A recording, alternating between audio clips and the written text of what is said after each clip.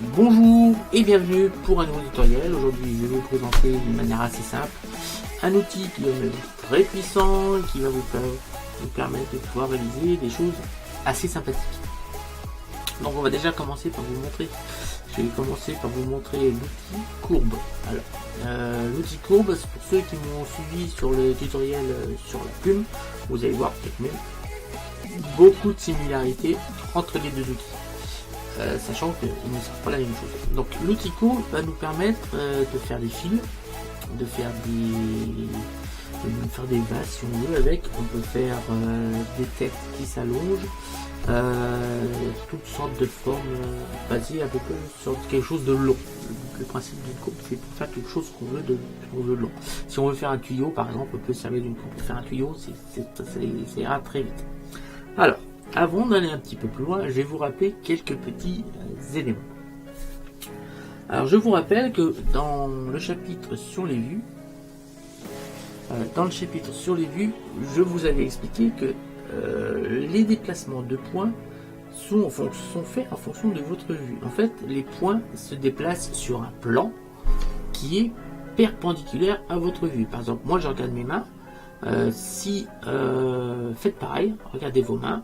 Et tous les points que je vais déplacer seront sur le même plan, comme si on avait plan. Si je mets les mains plus loin, elles se déplaceront sur le même plan. Mais en aucun cas, le point que je déplacerai sera plus près de mon œil que par rapport au plan initial. Alors, je vais vous montrer ça un peu plus sur Blender. Ça va vous paraître peut-être un peu. Pardon. Alors, on va créer un plan. Shift A, Mesh, plan. Voilà, on va appuyer sur 7 pour se mettre en vue dessus, et là forcément notre plan est carré parce que on est sur la vue dessus, donc on est perpendiculaire forcément à la vue. On va appuyer sur 5 et là on va cliquer sur tabulation et on va appuyer sur le mode edit. On va sélectionner avec CTRL Tab un vertex et on va sélectionner le point qui est ici et on va faire une extrusion. Donc on va venir mettre le point ici. Voilà. Cette fois on va changer la vue. Donc on va cliquer sur la roulette et on va changer la vue. On va sélectionner le point et on va faire une extrusion. On va le mettre exactement au même endroit que le premier. Par contre, vous voyez bien que là on n'est pas sur le même point. Par contre, si on appuie sur 1, vous voyez bien que le premier qu'on avait fait était bien perpendiculaire, resté sur le même plan. C'est le deuxième, comme on n'était pas en vue dessus, il a été décalé parce qu'il s'est mis perpendiculaire à la vue. Voilà, on va faire tabulation d'objet. Et on va sélectionner, attendez, on va sélectionner que c'est le deuxième. Mode edit, voilà. Et là, on peut le sélectionner. On clique, on appuie sur tabulation, la tabulation, on va faire autrement. Et là on va faire une petite rotation sur X. On va faire un peu de rotation sur X. Voilà. Tac.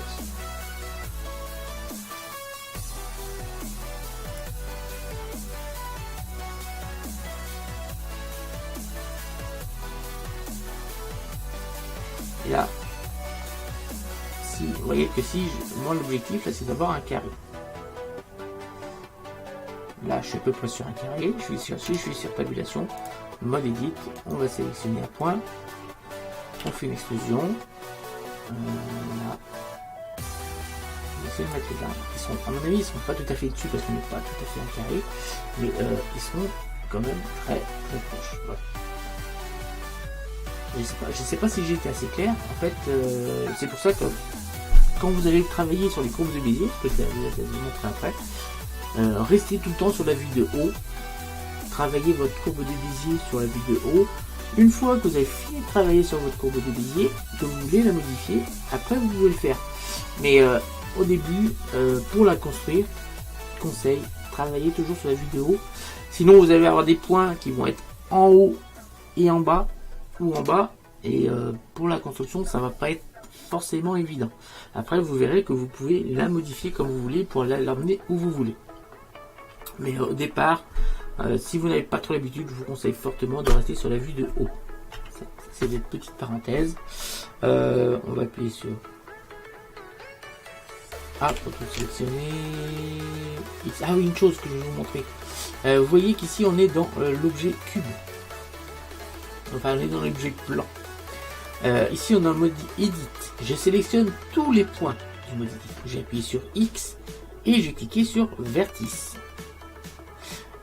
Vous voyez qu'ici on n'a plus de points. Si j'appuie sur tabulation, on appuie sur objet, on ne voit plus rien. Par contre, on a toujours un plan. Il n'y a plus rien.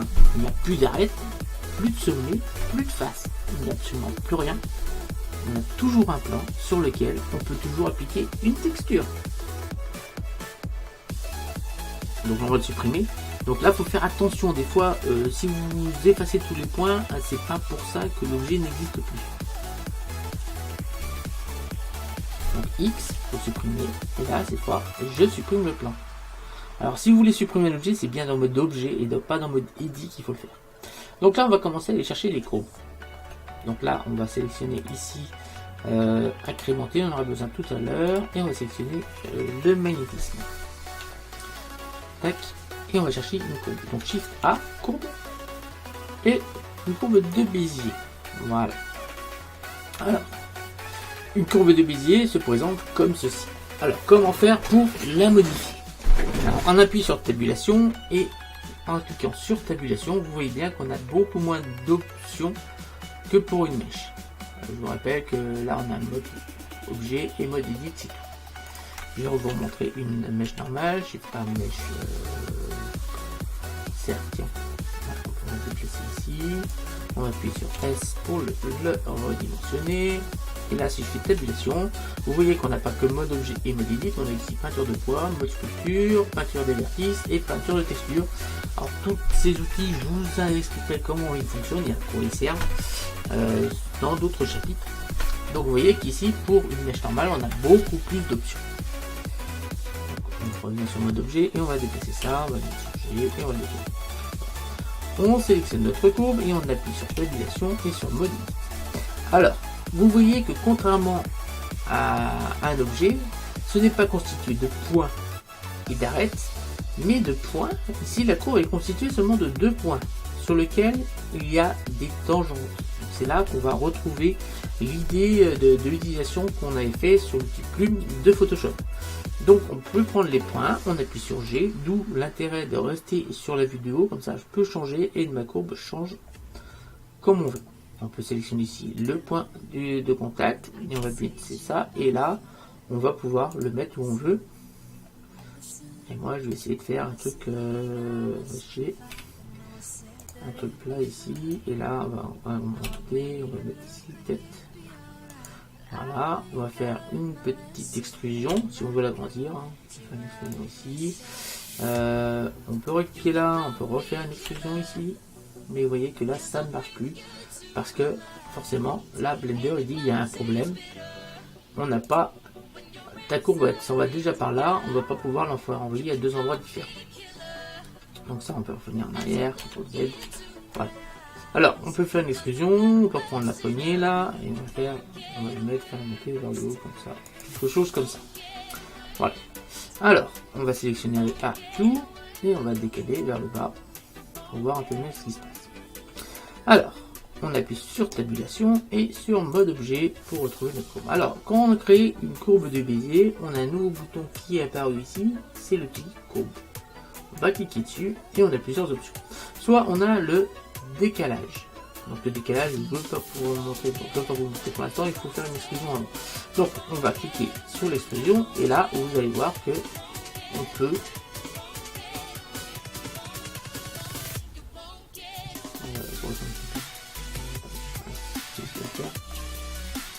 on va décaler comme ça et vous voyez bien que cette fois on a bien notre extrusion qui a été faite.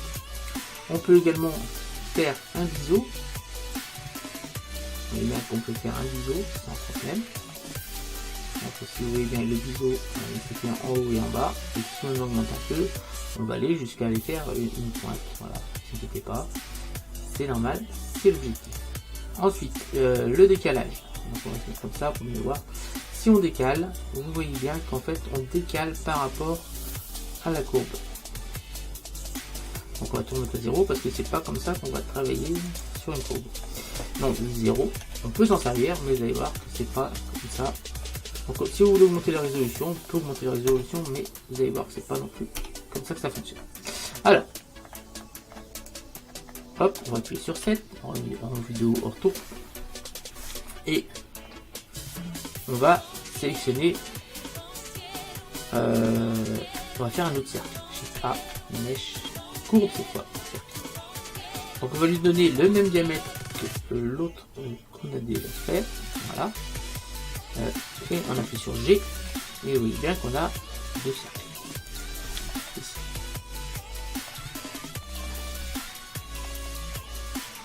Voilà. Donc il y en a un qui s'appelle courbe cercle de Bézier, et l'autre qui s'appelle cercle. Vous voyez qu'on n'a pas le même symbole à côté. Ici ça veut dire que c'est une mèche. Et là, on est sur les courbes. Voilà. Alors, ce qu'on peut faire, ce qui serait bien, c'est que moi j'ai envie de faire, avec ça, j'ai envie de faire un fil électrique. J'ai envie de faire un fil électrique, mais un fil électrique spécial qui aurait pour comme forme, je ne sais pas si vous vous souvenez, il y a des fils électriques, mais comme celui-là, tiens. Je ne sais pas si vous allez voir, la caméra. Ah, on va agrandir un peu la caméra, comme ça vous allez nous voir de quel fil je suis en train de parler. Voilà, ce fil, vous voyez, il est constitué en fait de deux fils électriques. Donc, ce que je voudrais faire, c'est un fil de ce style-là. Voilà. Aussi simple que ça. On va diminuer la caméra.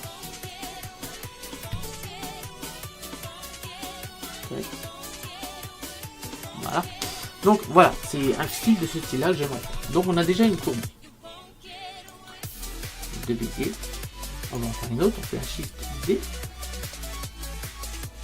Voilà, on a notre base. On va sélectionner les deux cercles avec Shift. Et on va faire un petit contrôle J pour en faire plus tard. On va aller sur Objet, Transformer, Origine vers Géométrie pour remettre le centre de gravité au centre de l'objet. Alors ce qui serait bien, c'est que notre courbe de Bézier prenne cette forme-là sur toute la longueur. C'est faisable. Vous allez dans Objet de biseau, voilà, et là vous voyez que ici on a tout de suite Blender a identifié toutes les courbes de Bézier qui étaient présentes dans la scène. Pour l'instant il n'y en a qu'une, mais il pourra y en avoir plus. Donc on va cliquer sur courbe de Bézier et ben, il s'est passé un truc bizarre. Voilà ce qui s'est passé. Alors, pourquoi ça a fait ça? Tout simplement parce que notre courbe initiale, c'était pas celle-ci. Donc, on revient sur CTRL Z. Voilà, on va mettre déplacer sur 7. On va déplacer avec ça. On va se mettre ici. Cette fois, on sélectionne la courbe sur laquelle on veut que le biseau s'applique. On va sélectionner objet biseau et on peut sélectionner courbe de Bézier. Cette fois, vous voyez bien que notre courbe a pris la forme de nos cercles. On va sélectionner les cercles maintenant et les redimensionner. Si on appuie sur S, on va diminuer et vous voyez que automatiquement notre fil prend le diamètre de nos courbes. Voilà. Donc on va diminuer un peu, je vais faire autre chose. C'est 7. Alors. Si on est attentif, on voit qu'ici en fait on a un angle. Ça fait droit, après un angle, ça fait droit, et ainsi de suite. Alors, ça on ne peut pas le modifier dans les courbes de Bézier, ces problèmes d'angle. Il peut faire quelque chose qui ne soit pas trop joli. Ce sera d'une autre façon, je vous montrerai tout à l'heure comment. Donc voilà comment on peut faire une courbe. Mais on peut aller encore plus loin. J'ai envie, tiens, pour une idée, j'ai envie que ici ça soit bien, mais ici les fils soient plus gros et ici mais ça bouge pas. Enfin, je veux que les deux extrémités ne bougent pas et qu'ici on soit le plus gros. Donc ce qu'il faut faire pour ça, on va se servir d'une autre courbe de Bézier. Donc Shift A, courbe Bézier. Donc celle-ci on va la mettre au-dessus et on va c'est cette courbe qui va faire définir l'épaisseur du trait. En gros, quand on appuie sur tabulation, on appuie sur mode edit. Ici, on a deux points qui définissent notre courbe. Quand plus le point sur la courbe, vous voyez qu'en fait on a plein de points. On a un point là, un point là, un point là, un point là, un point là. Mais les deux points qu'on peut modifier, c'est celui-là et c'est celui-là. Les autres se modifient avec les tangentes. En fait, l'épaisseur de notre courbe, enfin de notre extrusion qui est en dessous, est dépendant de la hauteur à laquelle se trouve le point. C'est-à-dire qu'ici, ces deux points sont à la même hauteur, c'est-à-dire qu'à chaque extrémité de notre courbe, ça sera du même diamètre. Ici, on a une petite montée, donc là, ça va monter assez vite, donc là, l'épaisseur va augmenter, et après, va diminuer progressivement. Alors, pour faire agir ça, on appuie sur tabulation, on appuie sur le mode objet, on resélectionne notre courbe initiale, et cette fois, dans objet de profilage, on va aller cliquer avec la pipette ou sélectionner dans la liste la courbe de Bézier 01. C'est pas ce qu'on veut. On va sélectionner la pipette et on va essayer. Voilà. Et là, comme je vous l'avais dit, ici, on a bien les objets. Ici, ça part de 0 parce qu'on part de 0. Et on va aller ici. On a retourné à 0 et à un moment donné, on augmente. Donc on va sélectionner ceci, on va sur tabulation, sur mode edit, on va sélectionner ce point et je veux qu'il soit plus haut. Donc G, et on va pouvoir mettre ici, on va faire pareil ici, G.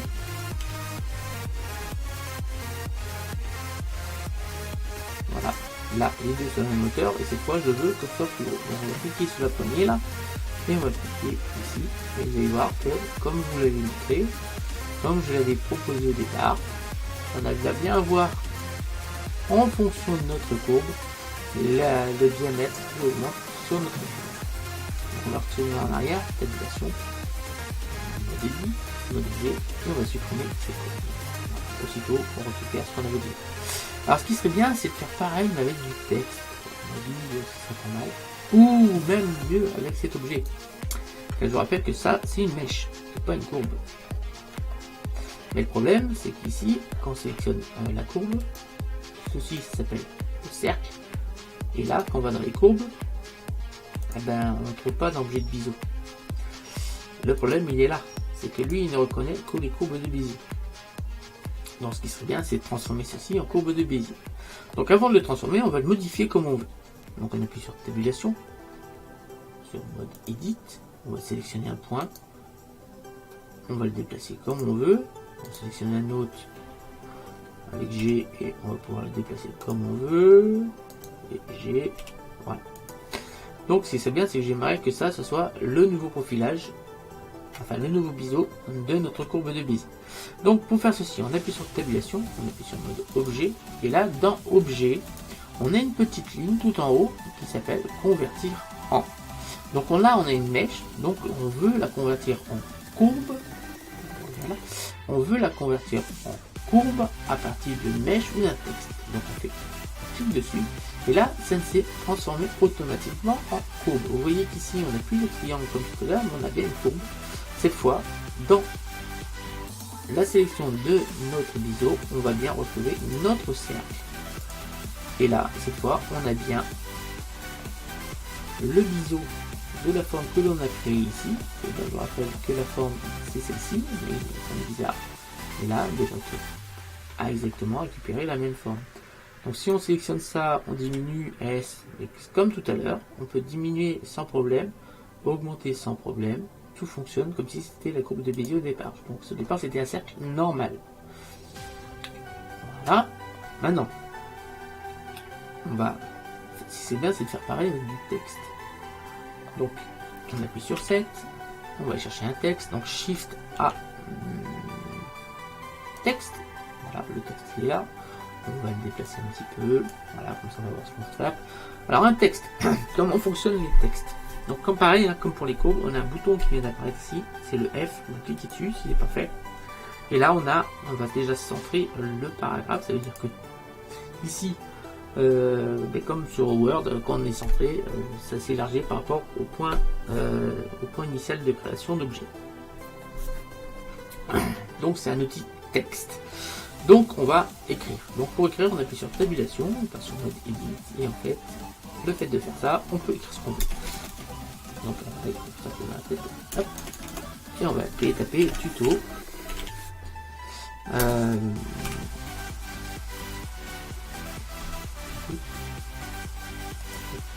Tuto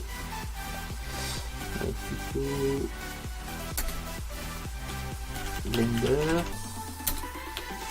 courbe. Mais pourquoi ça bouge?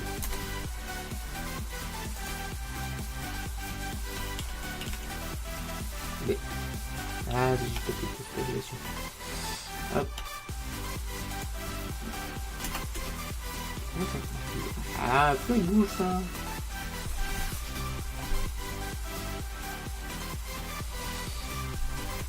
Ah. Courbe de Bézier. Excusez-moi, c'est un souhait qui voulait tout seul. Voilà, on a marqué courbe de Bézier.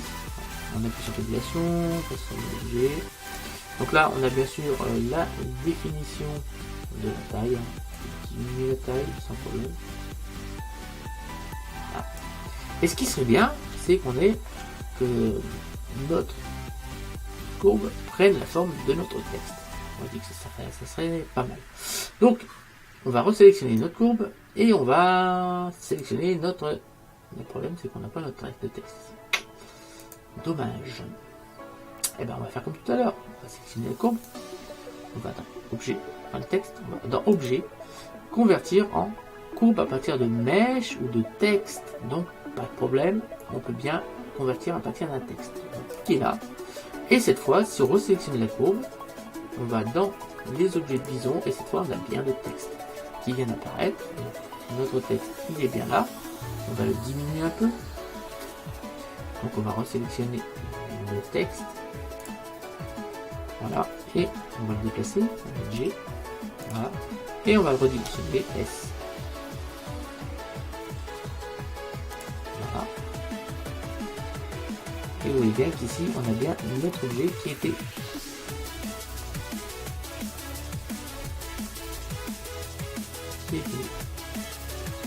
voilà. On va appuyer sur CTRL ALT 0 pour mettre la caméra ici. On va venir ici, verrouiller caméra à vue. On va dégager. Voilà, ça un peu comme ça. Alors, on va faire déverrouiller caméra à vue. On va faire un plan dessous. Donc, objet aimanté, curseur versant, Shift A, mèche, plan, S,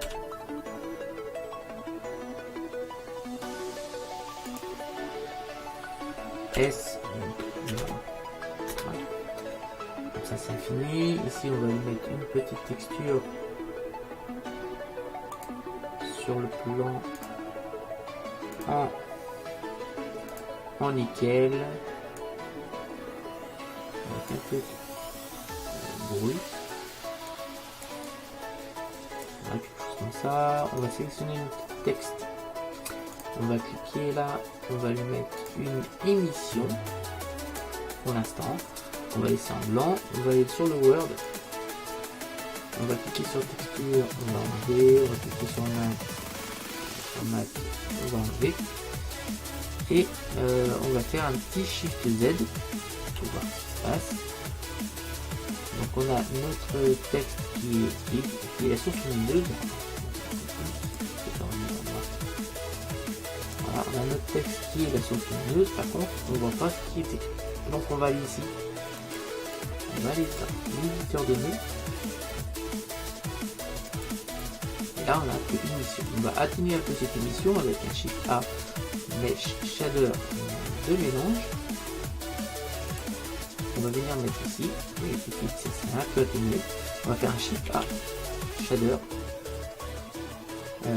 groupe, pierre précieuse, texture pierre précieuse, voilà, et on va aller chercher le diamant. Voilà, là on a quelque chose de sympathique. On va aller plus vers la texture du diamant. Voilà. On va pouvoir maintenant, je pense qu'on va en rester là sur le tutoriel. J'espère que vous avez bien compris le fonctionnement des différentes textures et ainsi de suite. Je vais en rester là ici pour le tutoriel. Ouais, on va rester ici, on va peut-être booster un petit peu ça. On va peut-être passer sur du bleu. On va prendre un petit bleu. C'est peut-être plus primaire. Encore. Voilà, c'est sympathique. Peut-être un peu trop fort. On va monter peut-être un peu l'effet diamant. Voilà. Bon, l'objectif c'est de faire mon miniature pour la vidéo. Blender, courbe de Bézier. Voilà. Alors, j'espère que c'est la fin de ce tutoriel. J'espère que vous avez bien compris un peu le fonctionnement des différentes courbes. Et j'ai pas tout à fait fini. Quand j'y pense, on va faire Shift Z, on va revenir en arrière. Shift Z. Voilà, hop, on revient en arrière. Et ici, je vous avais montré tout à l'heure qu'on a un problème ici de courbe. Vous voyez que là, c'est angulaire. Et moi, j'aimerais bien lisser. Le problème, c'est qu'on n'a pas les options sur les courbes. Si on a les courbes, on n'a aucune option qui nous permet de faire ça. Donc la solution, c'est de retransformer cet objet en... On va cliquer sur l'objet et on va convertir cette fois cette courbe en mèche. Donc on convertit en mèche à partir d'une courbe. Tac. Et là, c'est transformé en mèche. Si je fais tabulation, on passe sur mode edit. Vous voyez bien qu'on a des points, des segments, et des faces, des arêtes, et on a tout ce qui va. Tout ce qui va bien, c'est tout là. Donc ce qu'on va pouvoir faire, on va appuyer sur tabulation, objet, on va sur, on va ajouter l'ajouter modificateur, on va chercher subdivision de surface, et là on va mettre, bon, voilà, comme ça. Si on retourne dessus, eh ben, on a plus cet effet de courbe parce qu'on va augmenter le nombre de pixels. Si je fais tabulation en mode edit, on va appliquer ça. Sur un mode objet pour appliquer les modificateurs. Donc on va cliquer sur appliquer. Voilà, tabulation, mode edit. Vous voyez qu'on a vraiment beaucoup plus de points. Voilà. Donc c'est la fin de ce tutoriel. Je vais relancer le rendu derrière. Donc je vais relancer le rendu derrière. Je vais relancer le rendu derrière pour la miniature. J'espère que vous avez bien compris toutes les finesses de l'outil courbe qui vous voyez également très puissant. Je vous donne rendez-vous très bientôt pour un nouveau tutoriel sur Blender, sur Photoshop, sur Muse. Je suis des personnes qui m'ont demandé de la formation sur du HTML, donc ça, je prévois ça aussi. Je vous donne rendez-vous très bientôt pour un nouveau tutoriel. N'hésitez pas à vous abonner, à liker, à commenter surtout pour me dire ce que vous en pensez de mes tutoriels, si ça vous plaît toujours et si la réalisation n'est pas trop complexe sur mes explications. J'espère que j'explique assez bien tous les différents outils. Donc merci à tous, n'hésitez pas à vous abonner, activer la cloche pour savoir quand la prochaine vidéo sortira et ciao tout le monde.